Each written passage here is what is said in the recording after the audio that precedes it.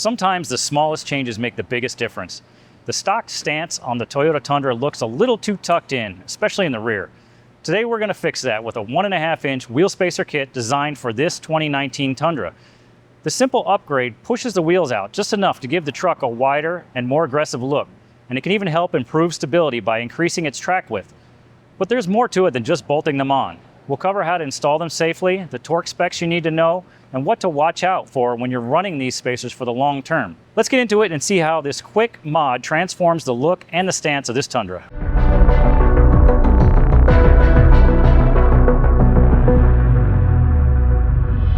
I wanted to talk to you guys for a minute about these wheel spacers here. There's a few different ways that people like to space out their wheels, and I think that these hub-centric spacers are the best way to do it if you want to do it safely. These are designed so that the inside of here, where this chamfered edge fits tightly on the hub where the bearing is, and that allows this to self-center. This way it doesn't rock around. Some guys come in and they have these wheel spacers on, they're just shims basically, and they're flopping around the inside of the wheel. They don't sit flush, they don't sit tightly. I don't like that method at all. If you're going to be shimming your wheels out, you want to space them out a bit. These hub-centric spacers are the best way to do that. Now, when you're trying to find your spacers for your car, you need to know a few different things. Obviously, you know how many lugs you have on your vehicle, and you also need to know the distance between them. And you also need to know the thread pitch on here. So these are M14s on there. If you have an M12, you need to know that because otherwise they won't fit on your vehicle. So just make sure you know the specs on your car, the dimensions of your lug studs, the distance between them, and how many you have. Another thing I like to do when I'm installing these spacers is use a couple of drops of this purple thread locker. This is from Loctite, their product 222. This is a light strength Loctite. It's not a heavy one that's going to require any heat or anything to get it off later, but just enough so that when you torque these bolts down, they'll stay put where you want them to be. You don't have to worry about anything coming loose on them. Let's go ahead and get this up in the air so that we can get the wheels off. Let's go ahead and take the wheels off these. These are 22 millimeter lug nuts on here. So the first thing I want to do now we've got the wheels off, I want to make sure that the surface of my brake rotors are clear, free of rust, free of debris, nothing around the hub anywhere, because as I mentioned earlier here in the video, these are hub-centric rings. They need to fit tightly around this hub portion of the wheel. So just make sure they're cleaned off. We're fortunate this car doesn't have any rust on it. So I'm just going to make sure there's no debris that's going to sit between the hub-centric ring, the spacer itself, and this flange on here. We want it to sit flat up against here with nothing underneath it so it can't come loose later. If you had some rust on yours, I would recommend you take some sort of a wire brush, wire wheel or something and clean all the rust and debris out around the hub itself and also around the rotor flange on here. We want to make sure we've got a perfectly flat and clean surface on there. Assuming we've selected the correct spacer kit for it, this should slide right on just like a wheel, and it should be tight around this ring here, right around the hub. Yeah.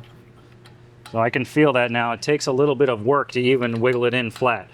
And that's the hub-centric ring working for us. It's tapered so that it fits on there snugly. And you can see in here that this gap is really starting to close up, but it's difficult to do. And it's also difficult for me to pull this back off. And that's not because it's stuck on the lug nuts. It's because it's stuck on the center of that hub and the back of this hub-centric ring. Okay? So that's exactly how we want it to fit. Nice and tight like that. Okay? Now that we've checked our mating surface, make sure everything fits on nice and tight like it's supposed to. Make sure your lug nuts are free of debris as well. And then we're going to put a dab of this Loctite on here, a little bit on each thread.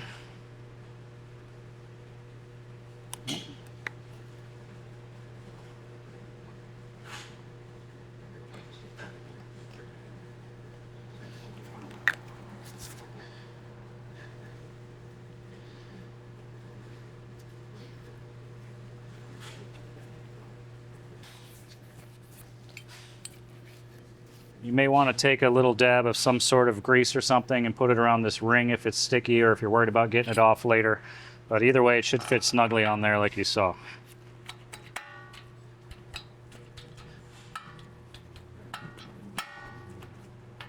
Okay, we're up flat. We can take these nuts off. This is what came with the spacer kit. And these are designed to hold the spacer on, not to hold the wheels on.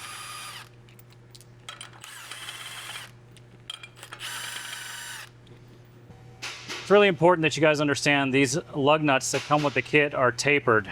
These tapered lug nuts are designed with a tapered end. The conical end goes in, not the opposite way facing out. So the purpose of the taper is to hold the lug nut in place, to center it inside the spacer. And you want that tapered surface is there for grip, so once you tighten this up, it can't back itself off. So just make sure you're putting the tapered part inside to the hub-centric ring.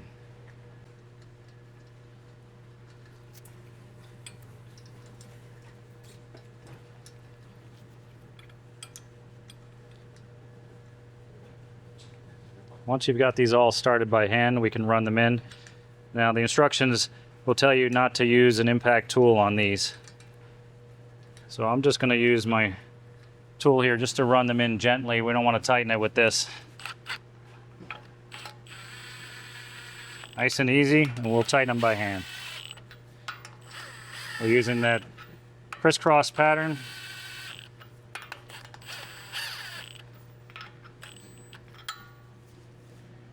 And one of the things you need to watch out for, depending on the thickness of your spacer, will depend on how far your lug nuts stick out. Actually, depending on the lug nuts that you're using too. So in here you can see these lug nuts, now that we've got them snug, they're not sticking out past the height of this hole, the top of this hole, or the height of this flange. So if they were sticking out past that, we can't use those lug nuts. We need to find something else. So if you're running a 3/4 inch, 1/2 inch spacer, it's possible that these will not recess themselves in the hole. And if that's the case, then you don't want to be using those lug nuts with that spacer kit on your application. These are buried pretty deep inside of there, so we're going to be fine on here. Let's grab a torque wrench, see if we can get these tightened up. I'll set my torque wrench to 97 foot-pounds. That's the specification for this particular truck. And you also want to check the specification in the manual for this. So on this kit, it said somewhere between 95 and 100 foot-pounds for M14 studs is what we have here. These are M14 by 1.5 thread pitch. So 97 foot-pounds will do the trick on here, not only for the spacers, but when we tighten the lug nuts back on with the wheels on. I've inserted a tool like this one. This is just an awl, and I put it inside the brake rotor here. It's just going to help me to hold this wheel still from rotating while I torque these wheels. We're just going to go a little bit around the star pattern. Make sure we bolt this up flush until we get them evenly down, and then we'll torque it to our final specification of 97 foot-pounds.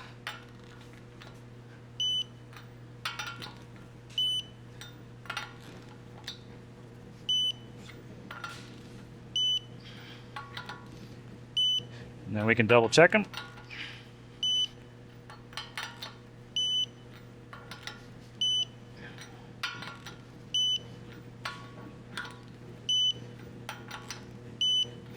Okay, now that we've got this ring installed, we're going to go ahead to the other 3 wheels. We'll do the same process. We'll clean that hub up, make sure our studs are clear, no debris on them. We'll put a dab of Loctite on all of them. We'll put our ring in nice and flat, put the lug nuts on, run them in close. We're going to go ahead and tighten all the wheels down to the torque specification, that star pattern. Move on to the next wheel. Check it out.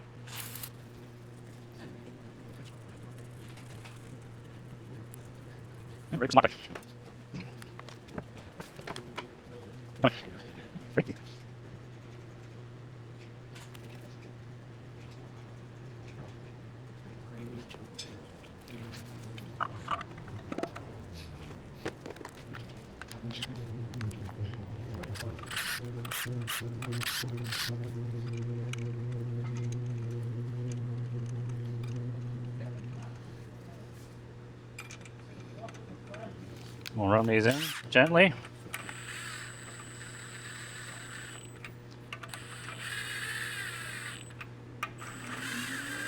I want to remind you again, the instructions say not to use a power tool to tighten these, so I'm just doing this for the sake of ease and speed.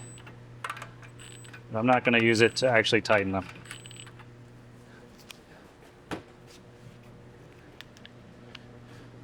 Get our torque wrench up.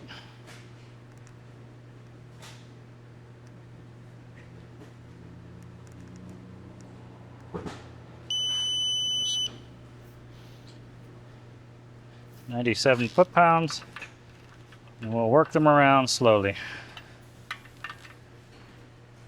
Let's get my tool out.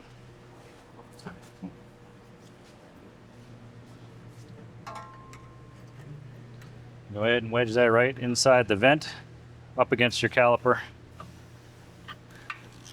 We'll work this around a little bit at a time, each one, until we approach our torque specification of 97 foot-pounds.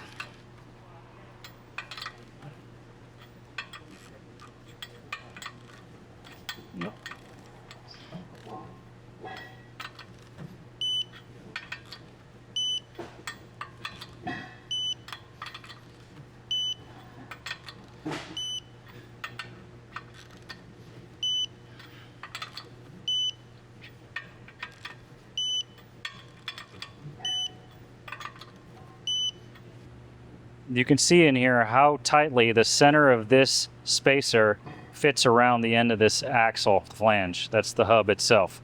Okay, see there's no gap in there, no space. That's exactly how these are supposed to work.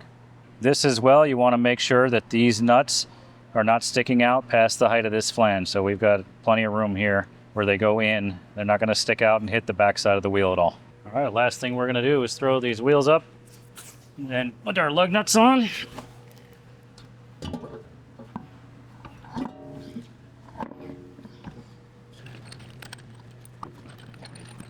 I wanted to mention on here, we were talking about lug nuts earlier.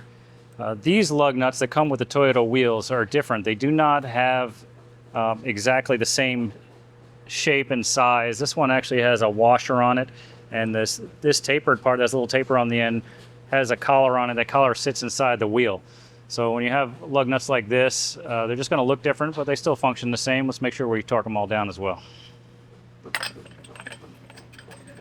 It's important you have the wheel flat on these Toyotas so that you can get that barrel to sit down inside the wheel.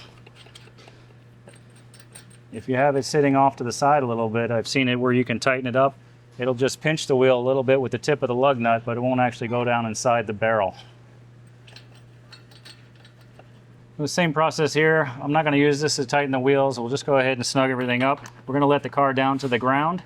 Not all the weight on it, but we'll let it down so the wheels are touching so we can torque everything. It helps if you wiggle this wheel a little bit as you're putting these nuts on. Make sure they're sitting in the center of the wheel holes.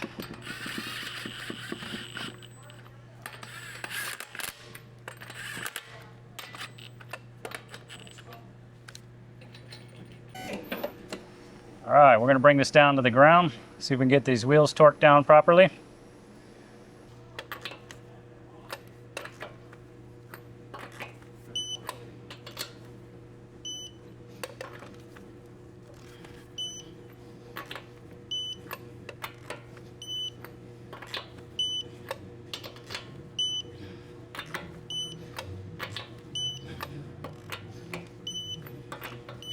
Now that we have all the wheels torqued on, we let this car all the way down to the ground. I rolled it back a bit and back forward. This way you can get the suspension to settle now that we've had it off the lift here. And I wanted you to be able to look down the side of this truck and just kind of get an idea what these spacers did for it. And I hope you can see the difference on there. It looks a lot better. The wheels are sticking out a little bit. And that look just is a little bit more aggressive, and I think it looks pretty cool for an off-road truck like this one is. So I did want to mention to you, there's a couple of things you need to be careful with these types of spacers. So after the installation is done, after about 50 to 100 miles, you need to pull the wheels back off and double check the torque specifications on the spacers themselves, and then retorque your wheels back on. And they want you to do that again at about another 1,000 miles. Pull the wheels off, retorque them, put them back on. This is just to make sure that your spacers haven't come loose at all. And also, if you have any debris or anything that was underneath that, that's where the opportunity for those things to work themselves loose would come in, just because you had some material stuck underneath it. So I've done these in the past, and if they're done properly, there's no reason you should have to retorque them afterwards. But that being said, I'd like you to go back in there and do as the manufacturer has instructed and double check your torque spec after that 50 to 100 miles and again after 1,000. And then they want you to do it again every 3,000 to 5,000 miles or so. This way you're just constantly checking. We don't want the wheels to fall off at all.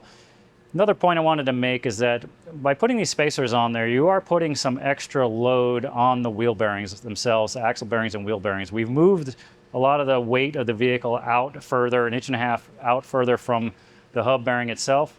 On certain cars, this could present a problem. Now, Toyota hub bearings are usually fairly strong. We don't have a lot of problems with them, but there are other vehicles out there that if you do this too, I've seen a lot of the Chevy trucks with the one-piece hub and bearing assemblies where they really suffer from a modification like this because the hub bearings are not quite as strong as they need to be. So something you should keep in the back of your mind there is that these can put some undue stress on your wheel bearings, hub bearings, okay? The last thing I wanted to mention on there is that you also need to understand with the wheels sticking out past the fenders, past the mud flaps and things, that you're gonna get some material that's gonna fly up off of these wheels and come down the side of your truck.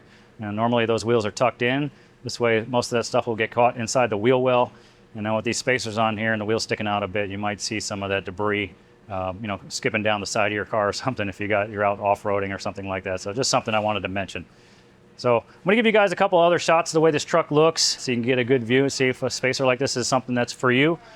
If you like this type of product, you want to put it on, I'll leave some links to this product down below and a couple other ones that I've used that are readily accessible on Amazon for $115 to $145 or something like that. And I think you'll have good success with those if you want to get this look out of your truck. Guys, we've got lots of great content like this coming up for you. We've got another video right here if you'd like to check this one out. Don't forget to like and subscribe to our channel. You can ring that bell to get notifications when we release new videos. We'll have one at least every Thursday coming out at you. Thanks for watching. We'll see you in the next one.